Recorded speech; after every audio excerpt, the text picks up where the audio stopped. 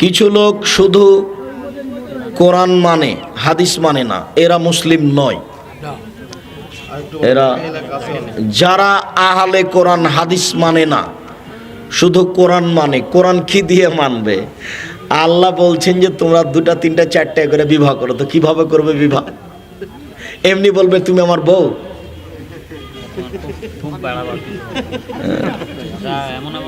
এগুলো সব শয়তানি। যারা শুধু কোরআন মানে হাদিস মানে না তারা মুসলিম নয়। না, কোরআন মানে না এ কথাই ঠিক। কেননা কোরআন মাজিদে আল্লাহ বলছেন যে রাসূল যা আদেশ করেছেন তা মানো, রাসূল যা নিষেধ করেছেন তা বর্জন করো। তো আল্লাহর আদেশ। তাহলে রাসূল কি আদেশ করেছেন কোথায় পাবে হাদিস না হলে? একেবারেই বকাঠে 3 নম্বর শ্রেণীর মানুষ, নিম্ন শ্রেণীর মানুষ, মূর্খ অশিক্ষিত কোথাকার। কিভাবে আপনি বলেন যে কোরআন মানতে হবে হাদিস মানতে হবে না? ফাইজলামি করার জায়গা পান না? গাঁজা খেয়ে দিন কাটান।